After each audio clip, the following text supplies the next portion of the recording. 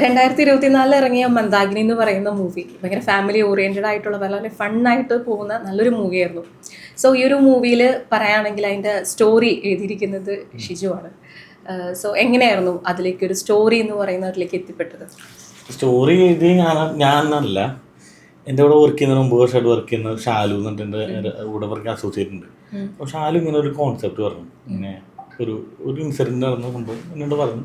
അപ്പോൾ ഞാൻ പറഞ്ഞു അതൊരു വെബ് സീരീസ് ആയിട്ട് ചെയ്യാൻ പറ്റുമോ എന്ന് ചോദിച്ചിട്ട് നമ്മളത് പ്ലാൻ ചെയ്താൽ അവരതിനോട് സ്ക്രിപ്റ്റ് എഴുതിയിട്ട് പിന്നെ നമുക്കത് മുന്നോട്ട് പോയില്ല. പക്ഷെ എപ്പോഴും എനിക്കത് അതിലൊരു സിനിമ ഉണ്ടല്ലോ എന്നുള്ളൊരു സാധനമുണ്ട്. അപ്പോൾ ഞാൻ പറഞ്ഞു ഞാനൊരു 1 ലൈൻ എഴുതാമെന്ന് പറഞ്ഞു. അങ്ങനെ 1 ലൈൻ എഴുതി ഒരു കഥയായി. 1 ലൈൻ എന്ന് പറഞ്ഞാൽ ഒരു കഥയുടെ രൂപമാണ്. കഥയായിട്ട് പിന്നെ നമ്മൾ സിനിമ ചെയ്യാൻ വേണ്ടിയിട്ട് കുറേ പേരെ എടുത്തെടുത്ത് പോകുന്നു. പിന്നെയാണ് വിനോദ് ലീല വരുന്നത്. വിനോദാണ് അതിൻ്റെ ഡീറ്റെയിൽ 1 ലൈൻ എഴുതിയത്. സ്ക്രിപ്റ്റ് ചെയ്തത് നമ്മളെല്ലാവരും കൂടിയിട്ടാണ്. അതായത് ഞാൻ, ഷാലു, ഷാനു, പ്രതീക്ഷ, അങ്ങനെ ഒരു 9 പേര്, വിനോദ്, എല്ലാവരും കൂടിയിട്ടാണ്. ഒരു ടീം എഫേർട്ടാണ്. ആ ഒരു ആശയം കേട്ടപ്പോൾ എനിക്ക് ഭയങ്കര ഇഷ്ടം തോന്നി. കാരണം കല്യാണത്തിൻ്റെ അന്ന് കല്യാണപ്പെണ്ണ് ഫസ്റ്റ് നൈറ്റിൽ കള്ളുപിടിച്ചിട്ടുണ്ടാകുന്ന ഒരു പ്രശ്നമുണ്ടല്ലോ. അപ്പോൾ ആ ഒരു കോൺസെപ്റ്റ് എനിക്ക് ഭയങ്കര ഇഷ്ടമായിരുന്നു. അതിന് എല്ലാവരും കൂടി വർക്ക് ചെയ്തത്, നമ്മൾ ഒരു ടീം എഫേർട്ടായിരുന്നു. അങ്ങനെ എനിക്ക് തോന്നുന്നു 2 മാസം 40-45 ദിവസം ഇരുന്നിട്ടാണ് സ്ക്രിപ്റ്റ് ഫിനിഷ് ചെയ്തത്. അതങ്ങനെയാണ് മന്ദാകിനി ഉണ്ടായത്.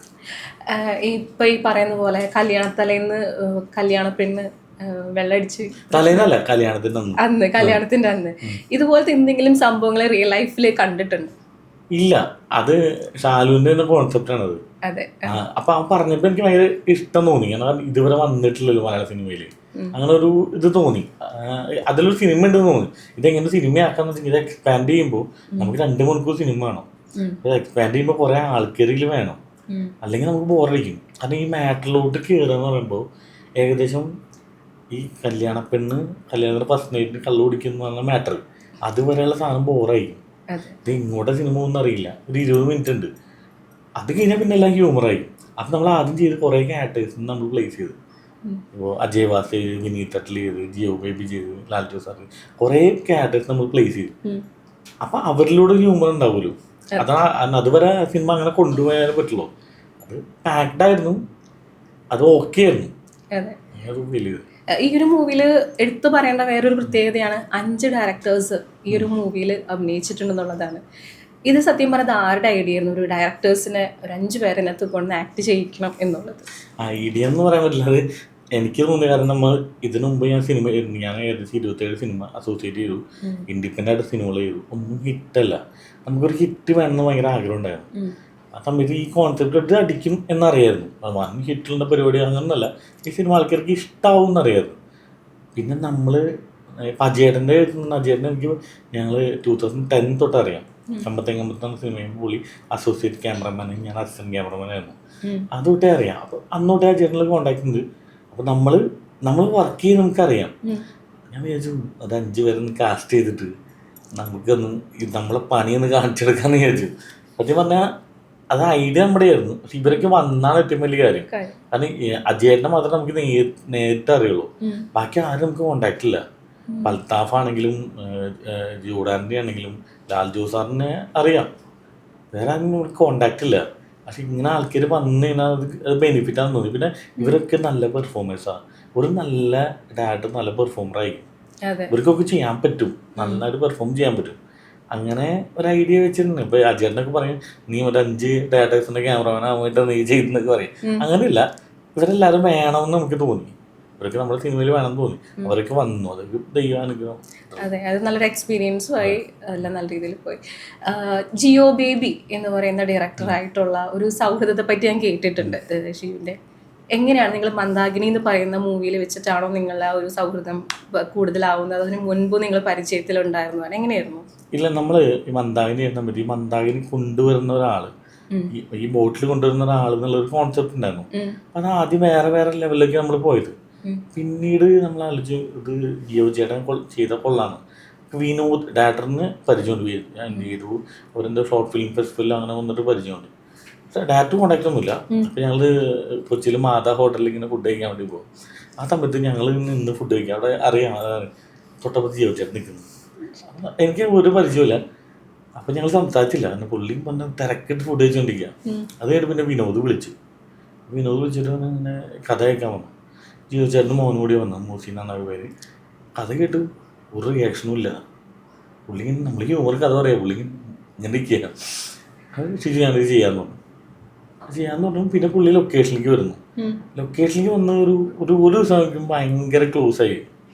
പിന്നെ പുള്ളി ഒരു എന്താ പറയുക, ഒരു ജമ്മു പേഴ്സണാണ്, നൈസായിട്ടുള്ള ഒരാൾ, നല്ലൊരു വ്യക്തി. പിന്നെ അതിന് ശേഷം നമ്മൾ ഭയങ്കര കമ്പനി. അത് നമുക്ക് അവർ തന്നൊരു എന്താ പറയുക, ഇപ്പം ലാൽ ജോസ് സാറൊക്കെ വരുമ്പോൾ സമയത്ത് ഞാൻ വിനോദോട് പറഞ്ഞു, അതായത് ഇവർക്ക് വലിയ ഡാറ്റേഴ്സാണ്. നമ്മൾ ഭയങ്കരമായിട്ട് നമ്മൾ ഇവരോട് റെസ്പെക്ട് കൊടുക്കാൻ പോയി കഴിഞ്ഞാൽ തീർന്നു. കാരണം നമ്മളത് ജോലിയുണ്ട്. അവരെ ആക്ട് ചെയ്യാനാണ് വന്നത്, അവരെന്തായാലും ചെയ്തോളും, നമ്മൾ നമ്മളെ പണിയെടുക്കുക. അവർ ലാൽ ജോസ് സാറിനൊക്കെ ഞാൻ ക്ലാസ്മേറ്റ്സ് സിനിമയ്ക്ക് കണ്ടിട്ട് ഞാൻ ഇറങ്ങി വന്നിട്ട് ഞാൻ എക്സൈറ്റഡ് ആയിട്ടുള്ള ആളോട് നമ്മൾ ഷോർട്ട് പറഞ്ഞു കൊടുക്കുന്നത് ഇങ്ങനെ നമുക്ക് പറയാൻ പറ്റുക. പക്ഷെ ആ എക്സൈറ്റ്മെൻറ്റ് നമുക്ക് ഉണ്ടാക്കിക്കഴിഞ്ഞാൽ അത് നമ്മുടെ വർക്കിനെ ബാധിക്കും, നമ്മുടെ ജോലിനെ ബാധിക്കും. എല്ലാവരും അടിപൊളിയായിരുന്നു.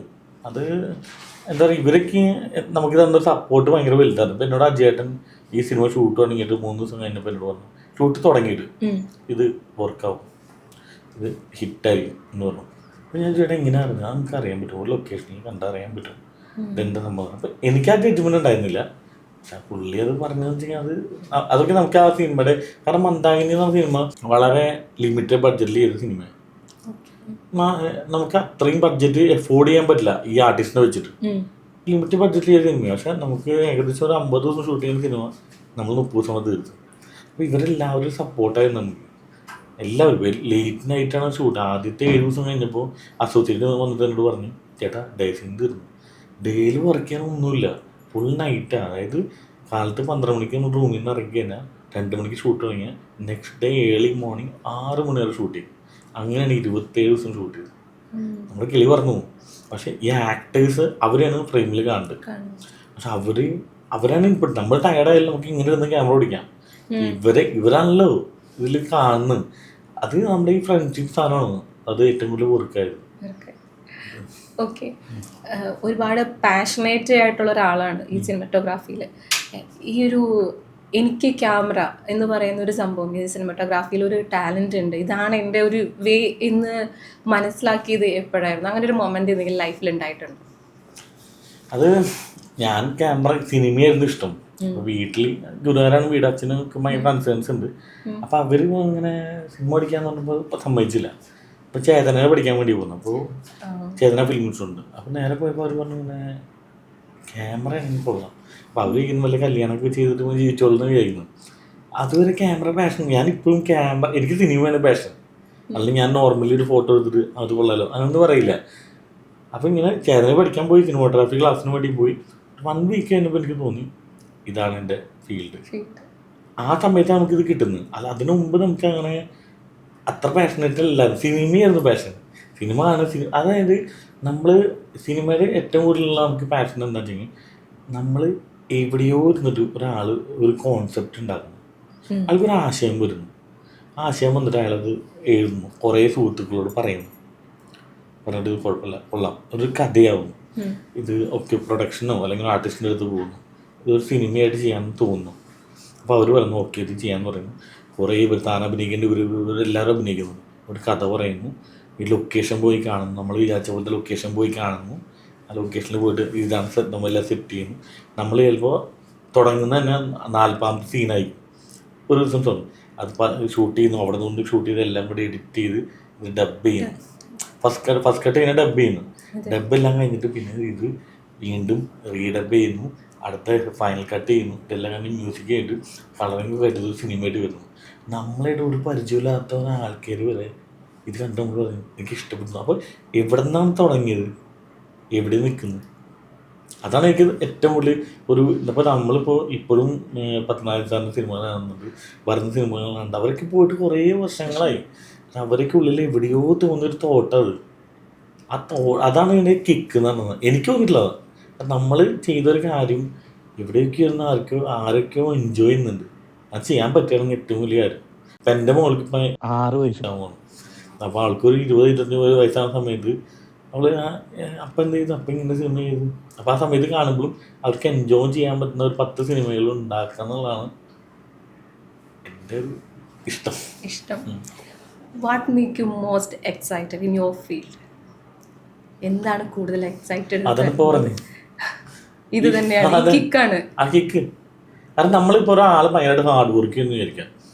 ഇപ്പോൾ ഒരാൾ ഭയങ്കരമായിട്ട് വർക്ക് ചെയ്യുന്നുണ്ട്, അത് ആളുകൾ കാണുന്നില്ലായിരിക്കും. ആൾ വർക്ക് ചെയ്യുന്നു, ആൾ പൈസ വാങ്ങിച്ച് പോകുന്നു, അത് വലിയ എഫേർട്ട് തന്നെയാണ്. പക്ഷേ നമ്മൾ ചെയ്യുന്ന നമ്മളൊരു സിനിമയാണോ ഒരു ആഡാണോ, എന്തോരം ആൾക്കാരെ കാണുന്നു, അവരത് എൻ്റർടൈൻ ചെയ്യുന്നുണ്ടെങ്കിൽ അതല്ല ഏറ്റവും വലിയ കേക്ക്. അത് നമുക്ക് പൈസ കിട്ടുന്നുണ്ട്, ഇത് ഓക്കെ. പക്ഷേ എത്ര ആൾക്കാർ ഇപ്പോൾ എന്നെ ഒരു പരിചയമില്ലാത്ത ഒരാളും ഞാൻ ചെയ്ത സിനിമ കണ്ട് അവർ ചിരിക്കുന്നുണ്ട്. ചിലപ്പോൾ അവർ ഡിന്നർ കഴിക്കുമ്പോഴോ ലഞ്ച് കഴിക്കുമ്പോഴായിരിക്കും കാണുന്നുണ്ടാവും. പക്ഷെ ആ സമയത്ത് അവരെ എൻ്റർടൈൻ ചെയ്യിക്കാൻ പറ്റുന്ന അതെല്ലാം ഏറ്റവും വലിയ ഭാഗ്യമാണ്. ഒരു ജോബിനെന്താ പൈസ വേണം, അത്യാവശ്യം കുഴപ്പമില്ലാത്ത പൈസ കിട്ടും. രണ്ടാമത് ഈ പൈസ കിട്ടുന്ന പറഞ്ഞാൽ ഇപ്പോൾ ആര് ചെയ്ത ജോലിയാണെങ്കിലും ഒരു സോഫ്റ്റ്വെയർ എഞ്ചിനീയർ ആണെങ്കിൽ ആൾക്ക് പൈസ കിട്ടും. വേറെ ആരും കാണുന്നില്ല, പുള്ളി എടുത്ത ജോലി അടിപൊളിയാണ്, നമ്മളെടുത്ത ജോലി എല്ലാവരും കാണുന്നുണ്ട്. അതാണ് അതിൻ്റെ കിക്ക്. ഒരു കഥ പറയണം.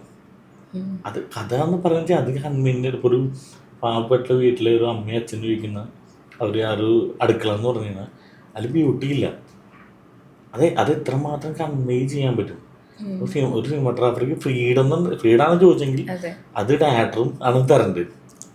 അത് ഗിവ് ആൻഡ് ടേക്കാണ്. കാരണം ഇപ്പോൾ നമ്മളിപ്പോൾ ഒരു ഡയറക്ടർ ഒരു ഷോട്ട് പറയുന്നു, നമ്മളങ്ങോട്ട് അല്ലെങ്കിൽ ഇങ്ങനെ ചെയ്താൽ അടിപൊളിയായിരിക്കില്ല എന്ന് പറയാം. രണ്ടുപേരും നമ്മളൊരു കെമിസ്ട്രിയാണ്. ഈ സിനിമ എന്ന് പറഞ്ഞാൽ ശരിക്കും പറഞ്ഞാൽ സെവൻസ് ഫുട്ബോൾ പോലെയാണ്. കറക്റ്റായിട്ടുള്ള ആൾക്കാർ പാസ് കൊടുത്താൽ ഡയറക്ടർ ഗോൾ ചെയ്യും. അപ്പം ഇതൊരു ഗിവ് ആൻഡ് ടേക്കാണ്. ഡയറക്ടർ കയ്യിലാണ് സിനിമ, ഞാൻ അത് വിശ്വസിക്കുന്നു. പുള്ളിക്കാരൻ്റെ കയ്യിലാണ് ഈ സാധനം കിടക്കുന്നത്. ആള് നമുക്കൊരു സ്വാതന്ത്ര്യം നമ്മുടെ ഇഷ്ടത്തിനോട് വിട്ടു തരാണെങ്കിൽ അത് അല്ല, സ്വാതന്ത്ര്യം എന്നല്ല, നമുക്ക് റെസ്പെക്റ്റും ഫ്രീഡം എന്ന് പറയാൻ പറ്റില്ല, റെസ്പെക്റ്റ് എന്ന് പറയാം. ഫ്രീഡം കൊടുത്താലും പ്രശ്നമാണ്, റെസ്പെക്റ്റാണ്. ഓരോ ആൾക്കാരും എന്താ പറയുക, ഒരാൾ ഇപ്പോൾ മന്ദാകുന്ന സിനിമ എൻ്റെ കോൺസെപ്റ്റാണ്, എനിക്ക് തോന്നിയ ഐഡിയ ആണ്. പക്ഷെ എൻ്റെ ഐഡിയ കൊണ്ടല്ല സിനിമ വന്നായത്. ഒരുപാട് ആൾക്കാരായാലും നല്ല ഇൻപുട്ട് തന്നുകൊണ്ടാണ് അത് സിനിമ ചെയ്തത്. അപ്പോൾ ഞാൻ എൻ്റെ മാത്രം കഴിവാണ്, എനിക്കിത് ഹിറ്റാവുന്നറിയാം, എനിക്കത് വർക്കാവുന്നറിയാം, അതുകൊണ്ട് ഞാൻ ചെയ്യുന്നത്. അതാണ് പല ആൾക്കാരും പ്രശ്നം. ഒരു സിനിമ അങ്ങനെ ഉണ്ടാവില്ല, നമുക്കത് ഉണ്ടാക്കാനും പറ്റില്ല. ഇങ്ങനെ എൻ്റെ ഗ്രാജുവലി വരും. അങ്ങനെ കുറേ ആൾക്കാർ ഇപ്പം എന്നോട് കിക്കിൻ്റെ ആരും ചോദിച്ചില്ലേ, നമ്മളൊരു സിനിമ ചെയ്ത് കഴിഞ്ഞാലേ അതവിടെ കിടക്കുന്നു 10, 20, 30 വർഷം വരെ കിടക്കുന്നു. 30 വർഷം കഴിഞ്ഞിട്ട് ആൾക്കാർ അത് കാണും. അതാണ് നമ്മൾ ഓരോ ഫ്രെയിം വയ്ക്കുമ്പോഴും നമ്മുടെ കിക്ക്. ഇപ്പം ഷി പറഞ്ഞു 10-20 വർഷങ്ങൾക്കപ്പുറവും നമ്മുടെ ഒരു മൂവി അങ്ങനെ തന്നെ നിലനിൽക്കണം, ആൾക്കാർ കാണുന്നുള്ള രീതിയിൽ സംസാരിച്ചു. അപ്പോൾ ഞാൻ പറയുകയാണെങ്കിൽ ഇനി ഒരുപാട് വർഷങ്ങൾക്കപ്പുറം ഷിജുവിനെ ആളുകൾ എങ്ങനെ ഓർത്തിരിക്കണം എന്നാണ് ആഗ്രഹിക്കുന്നത്? എനിക്കൊരു 10 നല്ല സിനിമ ചെയ്യണം എന്നാണ് ആഗ്രഹം. ഒരു സിനിമ ഞാൻ ചെയ്തു 10 എന്ന് പറഞ്ഞാൽ നമ്മൾ തിങ്ക് ബിഗ് എന്നല്ല പറയാം. അത് വേറെ ഉണ്ട് കേട്ടോ, അത് ഇവിടെ പറഞ്ഞിട്ടോ നമ്മൾ ചില സീക്രട്ട് ആരോട് പറയാൻ പാടില്ല. ഇതൊരു 10 നല്ല സിനിമ ചെയ്യണം എന്നാണ്. സിനിമ എന്ന് പറഞ്ഞാൽ അതാണ്. അത് നമ്മളെന്താ പറയുക, 10 നല്ല സിനിമ ചെയ്യണം, എൻ്റർടൈൻ ചെയ്യിക്കാൻ പറ്റണം. ചിലപ്പോൾ ത്രില്ലറായിരിക്കും, അല്ലെങ്കിൽ അത് ഹ്യൂമറായിരിക്കും. അത്രയുള്ള ആഗ്രഹം, അത് വേറൊന്നുമില്ല. എന്താ പറയുക, നമുക്ക് ഈ പറഞ്ഞ പോലെ നമ്മൾ എവിടെയോ ഉണ്ടായിരുന്നു എന്നും തോന്നും. നമ്മുടെ ഒരു സിഗ്നേച്ചർ നമ്മൾ ഇവിടെ ഇട്ടിട്ട് പോകണം. ഇട്ടിട്ട് ഇങ്ങോട്ട് പോകില്ല, പോയവിടുന്ന്. ഇതിന് ഏറ്റവും വലിയ എന്താ പറയുക, നമ്മൾ ഹാർഡ് വർക്ക് ചെയ്യുന്ന ഒരുപാട് ആൾക്കാരുണ്ട്. അവർക്ക് ഇപ്പം എൻ്റെ അച്ഛനൊക്കെ ഭയങ്കരമായിട്ട് 10-30 വർഷമൊക്കെ ദുബായിലേക്ക് ഹാർഡ് വർക്ക് ചെയ്താൽ ഞാൻ തന്നെ ഇരട്ടി പണി എടുത്താ അതവിടെ കഴിഞ്ഞു. നമ്മളങ്ങനെയല്ല, നമ്മൾ ചെയ്ത സാധനം അവിടെ എടുക്കുന്നുണ്ട്. അത് എപ്പോഴും കാണാൻ പറ്റും, യൂട്യൂബിലോ പ്രൈമിലോ എവിടെയാണെങ്കിലും. അതാണ് നമ്മുടെ കിക്ക്. അത് നമ്മൾ ഓരോ വീഡിയോ കാണുമ്പോഴും നമുക്കിങ്ങനെ ഭയങ്കര മെമ്മറിയാണ്. നമ്മൾ ഷൂട്ട് ചെയ്തും അന്ന് കാലത്ത് പോയതും മിനിറ്റ് പോയതും സംഭവങ്ങളൊക്കെ ഭയങ്കര മെമ്മറിയാണ്. ഷീൻ്റെ ലൈഫിൽ സൗഹൃദങ്ങൾ വളരെ, എല്ലാവരുടെയും ലൈഫിൽ സൗഹൃദങ്ങൾ വളരെ ഇമ്പോർട്ടൻ്റ് ആയിട്ടുള്ളൊരു കാര്യമാണ്. ഇപ്പോൾ ഒരു സിനിമയിൽ വരുന്നതിന് മുൻപ് തൊട്ട് തന്നെ, ഇപ്പം സിനിമയിലാകുന്നതിന് കുറച്ചുകൂടി എക്സ്പാൻഡഡ് ആവും നമ്മുടെ സൗഹൃദങ്ങളൊക്കെ. അതിക്ക് മുൻപ് തന്നെ നമ്മൾ നോർമലായിട്ട് ഒരു സ്റ്റാർട്ടിങ് പോയിന്റിൽ ഫ്രം ദ ബിഗിനിങ് മുതൽ ഏറ്റവും കൂടുതൽ സപ്പോർട്ട് ചെയ്തിട്ടുള്ളത്, കൂടെ നിന്നിട്ട് ആ ഒരു പേഴ്സൺ ഉണ്ടോ, ഈ ഒരു ലെവലിൽ നീ എത്തിപ്പെടും, നമ്മൾ ഭയങ്കരമായിട്ട് സപ്പോർട്ട് ചെയ്ത് നമ്മുടെ പാഷൻ്റെ കൂടെ നിന്നിട്ടുള്ള ഒരു സുഹൃത്ത് എന്ന് പറയാനെങ്കിൽ ആരായിരിക്കും അത്? വൈഫ് അങ്ങനെയായിരുന്നു. വൈഫ് അങ്ങനെ ഭയങ്കര സപ്പോർട്ടീവായിരുന്നു. പക്ഷെ ഈ സിനിമയിൽ വരുമ്പോൾ സിനിമയിൽ സൗഹൃദം എന്ന് പറഞ്ഞാൽ, സിനിമയിലും എല്ലാവരും സൗഹൃദം ഭയങ്കര, എനിക്ക് തോന്നിയിട്ടുണ്ട് ചില ആൾക്കാർ അതിപ്പോൾ എങ്ങനെ ഫേക്കെന്നൊക്കെ പറഞ്ഞാൽ ഭയങ്കര മോശം വേർഡായിപ്പോവും. നമ്മളെ മനസ്സിലാക്കാന്ന് പറയില്ലോ. ഇപ്പം അജയ് വാസുദേവനാണ്, അജയേട്ടൻ എനിക്ക് അങ്ങനെയാണ്. കാരണം ഞങ്ങൾ രണ്ടുപേരും നമ്മൾ ഭയങ്കര സിമിലാരിറ്റി ഉണ്ട്. രണ്ടുപേരും ഏകദേശം ഒരുപോലെ ചിന്തിക്കുക, ഏകദേശം ഒരുപോലെ സംസാരിക്കുക. നമ്മൾ പറയാതെ പറയുന്ന ആൾക്കാരുണ്ടല്ലോ. ഇത് നമുക്കിപ്പോൾ ഒരു കാര്യം പറഞ്ഞാൽ ഈ സാധനം ഇങ്ങോട്ട് നിൽക്കുമെന്ന് പറഞ്ഞു കഴിഞ്ഞാൽ അത് അപ്പുറത്തേക്ക് ഇങ്ങോട്ട് നിൽക്കുന്ന പറഞ്ഞാൽ പെട്ടെന്ന് മനസ്സിലാവുന്ന ആൾക്കാരുണ്ട്. അപ്പം അജയേട്ടനൊക്കെ എനിക്ക് അതേപോലെ, അതായത് ജസ്റ്റ് എക്സാമ്പിൾ പറയാം, അതായത് മന്ദാകുന്ന സിനിമ നമ്മൾ ഫസ്റ്റ് പ്രൊഡക്ഷനൊന്നുമില്ല. അപ്പോൾ നമ്മൾ സ്റ്റോറി എഴുതുന്നു. അപ്പോൾ എൻ്റെ ഫ്ലാറ്റിലാണ്, നമ്മൾ 9 പേരുണ്ട്. പിന്നെ പ്രൊഡക്ഷൻ വരുന്നു, പ്രൊഡക്ഷൻ മാറിപ്പോകുന്നു, എൻ പ്രൊഡ്യൂസർ വരുന്നു, ഷൂട്ട് ചെയ്യുന്നു. ഏകദേശം 9-10 മാസം എൻ്റെ കൂടെ 10 റൈറ്റിംഗ് ടൈമിൽ ഒരു 10 പേരുണ്ട്. അത് കഴിഞ്ഞിട്ട് ഷൂട്ടിംഗ് സമയത്ത് 10-50 പേരുണ്ട്. ഒരു ദിവസം ഷൂട്ടിങ് കഴിഞ്ഞു, ഞാൻ രാത്രി ഫ്ലാറ്റിലോട്ട് വരിക, ആരുമില്ല, ഭയങ്കര ഒരു നദിയാണ്, ഒരാളുമില്ല, ഭയങ്കര സൈലൻ്റ്. ഞാൻ ഭയങ്കര എക്സ്പൈപ്പ് പ്രൈം വയ്ക്കാൻ നോക്കുമ്പോൾ എൻ്റെ നെറ്റ് തീർന്നിട്ടുണ്ട്, കാരണം എല്ലാം തീർന്നു. അപ്പോൾ ഞാനിപ്പോൾ അജയേട്ടനെ വിളിച്ചു, എന്താ പരിപാടി? ഒന്നുമില്ല. എന്താ ഏട്ടാന്ന് ചോദിച്ചു. ഒന്നുമില്ല, നിങ്ങൾ ഒറ്റയ്ക്കല്ലേ, അത് വിളിച്ചാണ് കുറേ. അപ്പം അങ്ങനെ ഒരാൾ നമ്മളെ കൂടെ ഉണ്ടാവുന്നുള്ള ഏറ്റവും വലിയ ഭാഗ്യമാണ്. ഏറ്റവും പിന്നെ എന്നാ അജയേട്ടൻ വഴക്ക് പറയും, ഞങ്ങളുടെ ട്രോളും എല്ലാം ഉണ്ട്. പക്ഷെ അത് അജയ് വാസുദേവ് മാത്രമേ സിനിമയിൽ എനിക്ക് തോന്നിയിട്ടുള്ളൂ. നമുക്കൊരു സർക്കിളുണ്ട്, നമുക്കൊരു റൗണ്ട് ഉണ്ട്. ഈ റൗണ്ടിലുള്ള കുറച്ച് ആൾക്കാരുണ്ട്, പേര് പറഞ്ഞാൽ ആരെങ്കിലും പേര് മിസ്സായി പോയി വിട്ടു. അതിൻ്റെ അപ്പുറത്ത് ബാക്കി എല്ലാവരും പുറത്തുള്ള ആൾക്കാരാണ്. ഹായ് ബൈ അത്ര, അതാണ് എനിക്ക് തോന്നുന്നത്. ഇപ്പോൾ എൻ്റെ ലൈഫിൽ ഭയങ്കര ഇഷ്യൂ വന്ന സമയത്ത് ഞാൻ ജിയോ ചേട്ടനോട് ഇങ്ങനെ പറഞ്ഞു, ചേട്ടാ ഇങ്ങനെ വലിയ ഇഷ്യൂ ഉണ്ട്, എനിക്ക് ചേട്ടൻ സംസാരിക്കണം എന്ന് പറഞ്ഞു. അപ്പോൾ ചേട്ടൻ പറഞ്ഞു, ചേട്ടാ ഒരു സമാധാനമായിട്ട് സംസാരിക്കും.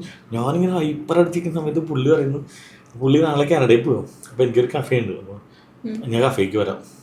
കഫേക്ക് വരുന്നുകൊണ്ട് മാറ്റി ചെയ്തിട്ടുണ്ടോ ഇത് അവരുടെ സൈഡിൽ നിന്ന് മറ്റൊരാളുടെ സൈഡിൽ നിന്ന് നോക്ക്, ഒന്ന് ആലോചിക്കുക. ഇങ്ങനെയാണ് ഇത്രയും പീസായിട്ട് സംസാരിക്കാൻ പറ്റുന്ന ഒരാൾ. ഫ്രണ്ട്ഷിപ്പ് എന്ന് പറഞ്ഞ സാധനത്തിലാണ് പിന്നീട് എല്ലാം ഉള്ളത്.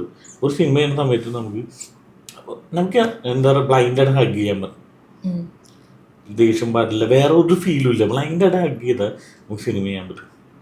കാരണം അവർക്ക് ഇപ്പോൾ ഒരു ഡയറക്ടർ ഇങ്ങനെ എന്താ പറയുക, താനിപ്പോൾ ഒരു ആക്ട്രസ്സാണ്, താൻ വന്ന് പെർഫോം ചെയ്യുന്നു, ഡയറക്ടർ അപ്പുറത്തേക്ക് ദിനേശിക്കുന്ന സ്ഥലത്തേക്കുന്നു, താൻ പെർഫോം ചെയ്യുന്നില്ല, മൈക്കിൽ പറയുന്നു, അപ്പോൾ താൻ എന്താ അവിടെ ചെയ്യുന്നു, താൻ്റെ കിളി പറഞ്ഞു. അപ്പം ആ മൈക്ക് അവിടെ ഓഫ് ചെയ്തിട്ട് തന്നത്, അല്ല ഇതല്ല എനിക്ക് വേണ്ടത്, അങ്ങനെ ഒരു റെസ്പെക്റ്റ് കൊടുത്താൽ അടിപൊളി സിനിമ ഉണ്ടാവും. കാരണം ഇത് ഈ എപ്പോഴും പറയുന്ന പോലെ, ഇത് നമ്മളിപ്പോൾ നാടകമൊക്കെ ചെയ്യുന്ന സമയത്ത് ഒരു നാടകത്തിന് വരുന്നു, താൻ പോലീസ് ഞാൻ കള്ളൻ, നമ്മൾ വന്ന് റിഹേഴ്സൽ ചെയ്യുന്നു, ചെയ്ത് 1 മാസം മുമ്പ് ഡ്രാമയായിട്ട് മാറും. പിന്നെ നമ്മൾ അടുത്ത 2 വർഷം താൻ പോലീസ് ഞാൻ കള്ളനാണ്, താൻ ഓൾറെഡി എങ്ങനെയാവും, അങ്ങനെ ബിഹേവ് ചെയ്യുള്ളൂ. ഇപ്പോൾ സിനിമയിൽ നമ്മൾ ലൈറ്റപ്പ് ചെയ്യുന്നു, ഇപ്പോൾ ഒരു ലൈറ്റപ്പിന് ഏകദേശം ഒരു 20 മിനിറ്റ് എടുക്കും. ഒരു ആർട്ടിസ്റ്റ് വരുന്നു, ജസ്റ്റ് പറഞ്ഞു ഇതെല്ലാം വേണ്ടി പറഞ്ഞു, ഇതെല്ലാം വേണ്ടി പറഞ്ഞു, 3 മിനിറ്റ്, ലൈറ്റപ്പിന് 20 മിനിറ്റ്. നമ്മൾ എന്താ ക്യാപ്ചർ ചെയ്യുന്നു? നിങ്ങളെ ക്യാപ്ചർ ചെയ്യുന്നു, ലൈറ്റല്ല ക്യാപ്ചർ ചെയ്യുന്നു, അത്ര സമയമുള്ളൂ. അപ്പോൾ എപ്പോഴും സിനിമ ചെയ്യുമ്പോൾ എനിക്ക് തോന്നുന്നില്ല മോക്ക് ഷൂട്ടോ അല്ലെങ്കിൽ ഒരു 2-3 ഡേയ്സ്. ഇപ്പോൾ വന്ദാനി ചെയ്യുന്ന സമയത്ത് നമ്മൾ ആ വീടുണ്ട്, നമ്മളെ കല്യാണ വീടുണ്ട്, ആ കല്യാണ വീട് ഞാൻ പറഞ്ഞു സഞ്ജുവിനാണ് പോയിട്ട്, സഞ്ജുവിന് അടിപൊളി വിഷയം. എനിക്ക് ആ വീട് 5 ദിവസം മുമ്പ് വേണം, കല്യാണ പന്തലും അവിടുത്തെ പാത്രങ്ങളും അവിടെ വെക്കുന്ന മുളക് പൊടി മല്ലിപ്പൊടി അത് അതേപോലെ വേണം. ആ വീട്ടുകാർ മാറി തന്നു. അത് നമുക്കൊരു 5 ദിവസം മുമ്പ് ഈ ആർട്ടിസ്റ്റിനെ കിട്ടിയിരുന്നെങ്കിൽ ഇതാണ് പരിപാടി, ഇവിടെയാണെങ്കിൽ സംഭവം നടക്കുന്നത്, അത് വേറെ ലെവലിലേക്ക് പോയനെ. അപ്പം നമ്മൾ റിഹേഴ്സൽസും മോക്ക് ഷൂട്ടൊക്കെ ഭയങ്കര ഇമ്പോർട്ടൻ്റ് ആണ്. അത് ഹോളിവുഡിലൊക്കെ നടക്കുന്നുണ്ട്, ഇവിടെയാണ് മാറും. കാരണം നമ്മളിപ്പോഴും എന്താ ഒരു മെറ്റീരിയലിന് സാധനമുണ്ട്. ഇപ്പോൾ നമ്മളിവിടെ വന്നോ ഈ ലൈറ്റ് വെച്ചോ എന്നുള്ള സാധനമൊന്നുമല്ല, എന്നെയും തന്നെയാണ് ആൾക്കാർ കാണുന്നത്, വേറെ ആരും കാണില്ല, ലൈറ്റൊന്നും കാണുന്നില്ല. ഇതിനു വേണ്ടി കുറേ ടൈം കളയുന്നുണ്ട് നമ്മൾ, നമുക്ക് ഒരു ടൈം വേണം.